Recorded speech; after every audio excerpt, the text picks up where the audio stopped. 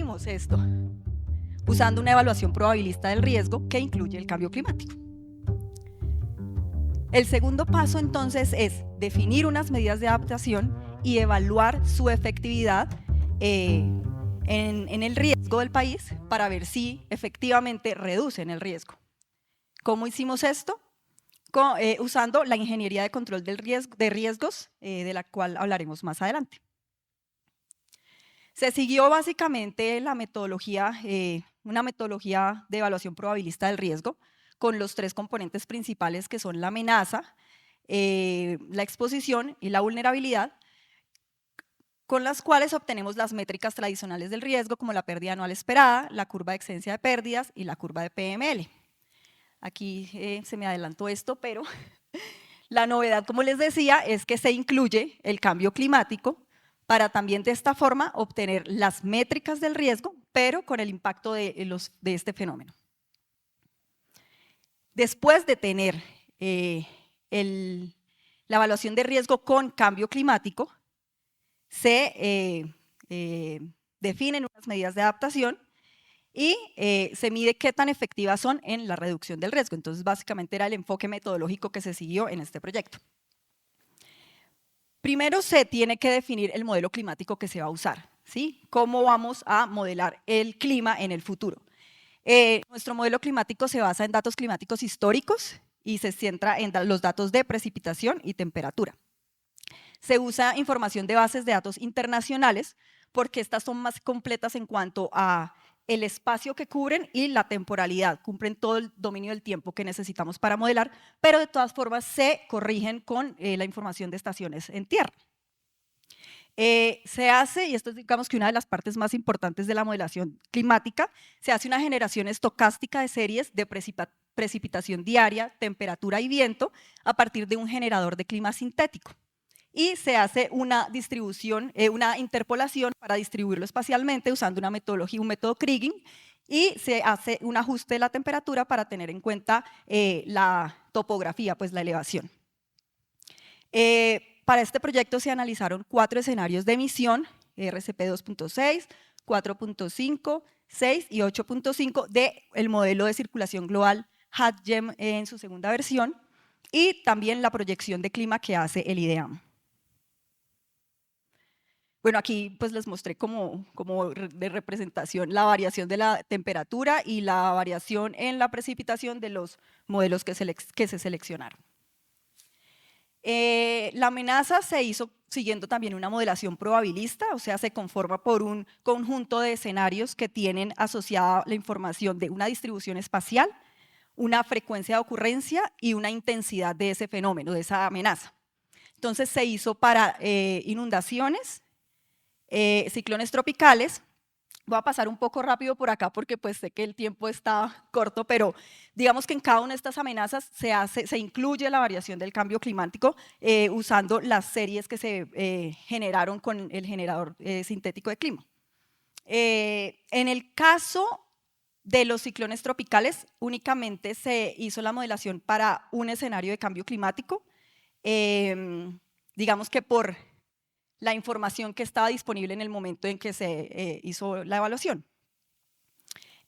También se modelaron los deslizamientos detonados únicamente por lluvia, no se consideraron deslizamientos detonados por sismos, pues por lo que esto es una evaluación con énfasis en las amenazas hidrometeorológicas. También se modeló la sequía y los incendios forestales en la cobertura vegetal. Bueno, digamos que inicialmente pues ya tenemos definidas las amenazas, ahora tenemos que ver esas amenazas sobre qué sectores actúan y según esto se definen los elementos que van a tener algún tipo de pérdida o se van a ver afectados por cada una de estas amenazas. Por ejemplo, las edificaciones e infraestructuras se modelaron porque son afectadas por los fenómenos de inundación, de ciclones tropicales y deslizamientos. Y pues se tuvo en cuenta el inventario de bienes inmuebles y de infraestructura de todo el país. En el caso de cultivos, se centró en los cultivos de maíz y arroz porque se identificó que eran los que tenían más relevancia, más área sembrada en el país. Y en el caso de la vegetación, estaba conformada por tipos de vegetación como pastizales, bosques, cultivos y plantaciones forestales. Además, pues se desarrollan los modelos de vulnerabilidad asociados a los diferentes tipos de modelos de exposición que se incluyeron. En el caso de edificaciones e infraestructuras, son funciones de vulnerabilidad que relacionan la distribución de probabilidad de pérdida en función de la intensidad del fenómeno de amenaza. Y pues generalmente se miden en relación con el valor de reposición de cada elemento expuesto. En el caso de cultivos, se determina mediante un modelo de respuesta hídrica que está basada en variables climáticas, en unas características del cultivo y también características del suelo.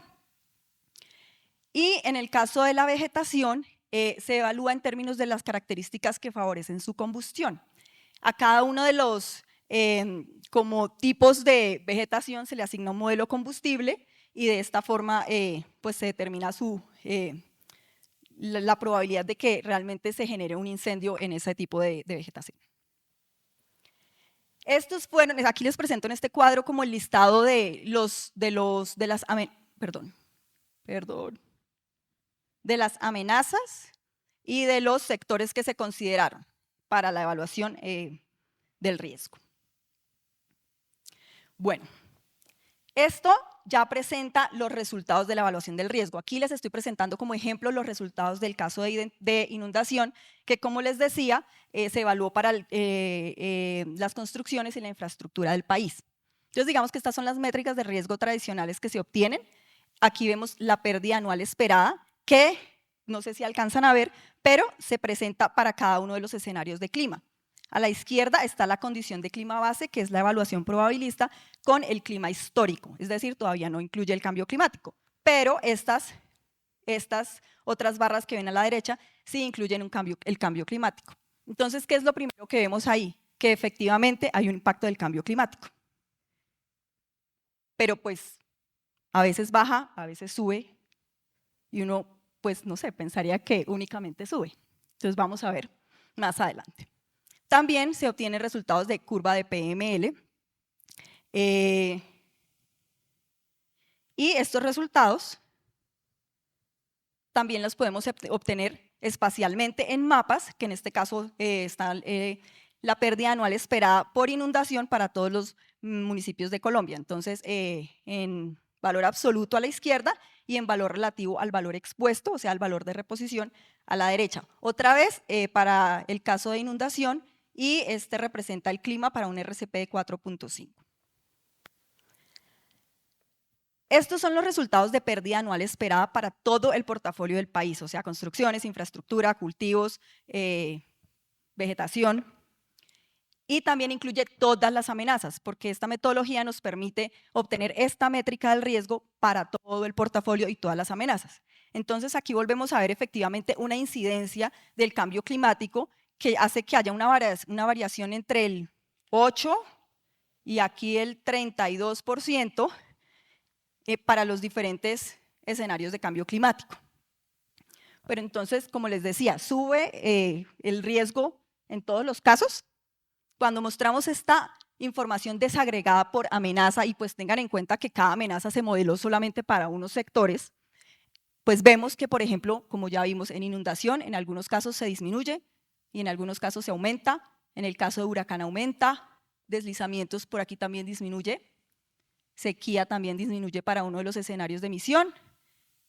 Y no sé si alcanzan a ver en el fondo, pero los valores que están aquí arriba sobre incendios forestales son muy altos. Pues las barras se ven del mismo tamaño, pero los valores aquí son muy altos. Y es por eso que atrás, perdón, me vuelvo, veíamos que todo aumentaba, porque la incidencia de los incendios forestales realmente es muy importante. Entonces, primera conclusión que vamos a tener aquí. Además del riesgo físico, hicimos una evaluación holística que tiene en cuenta unos factores como de contexto, como de desarrollo de la sociedad, de capacidad de resiliencia, de fragilidad social. Y ellos también pues, pueden tener una incidencia en qué tan preparados están los municipios o las regiones para recuperarse en caso de un riesgo de desastres.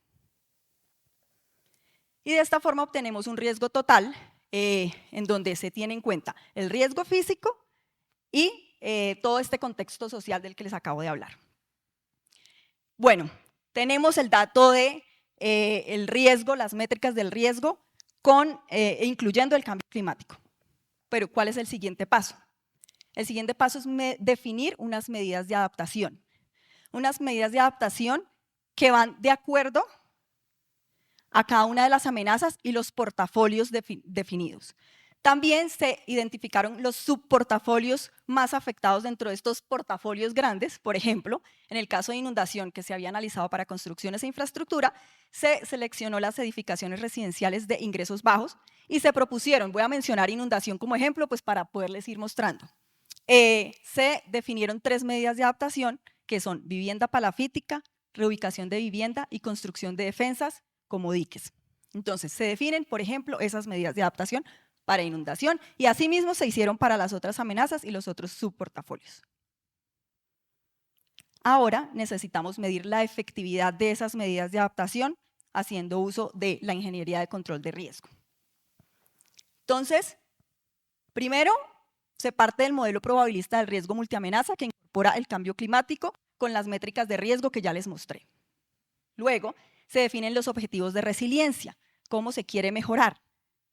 Se definen las medidas de adaptación, las alternativas para reducir el riesgo y sus múltiples combinaciones, porque no tiene que ser necesariamente solo una, pueden ser varias.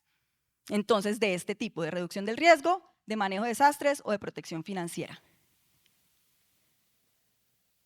Se mira la influencia de cada alternativa en el riesgo, es decir, se miran cómo cambian las métricas del riesgo al aplicar esas medidas, cómo cambia la pérdida anual esperada. Se selecciona el mejor conjunto de alternativas y de esta forma se diseñan las alternativas para la adaptación. ¿Cómo se incluyen estas medidas dentro del modelo? Las medidas de adaptación modifican principalmente la exposición y la vulnerabilidad. Entonces, dentro del modelo se hacen este tipo de modificaciones para volver a calcular el riesgo con la misma metodología probabilista. Entonces, por ejemplo, para el caso de inundación, tenemos una vivienda a nivel de terreno y ustedes veían que una de las medidas era la vivienda palafítica, o sea, subir las casas en unos zancos. ¿Cómo se hace esto? En el modelo simplemente se usa la misma función de vulnerabilidad, pero con un desplazamiento hacia la derecha que es equivalente a la altura del palafito o del zanco donde se subió la vivienda en este caso.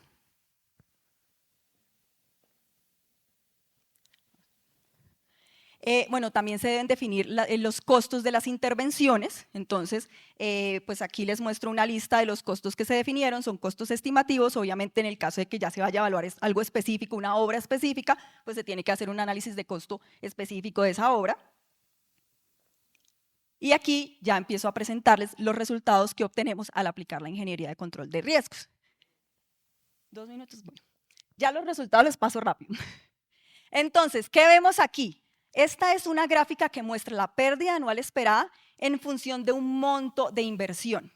Lo primero que vemos es que en la medida en que aumenta el monto de inversión, la pérdida anual esperada disminuye. Si ven, aquí hay diferentes líneas punteadas, cada una hace referencia a uno de los escenarios de clima.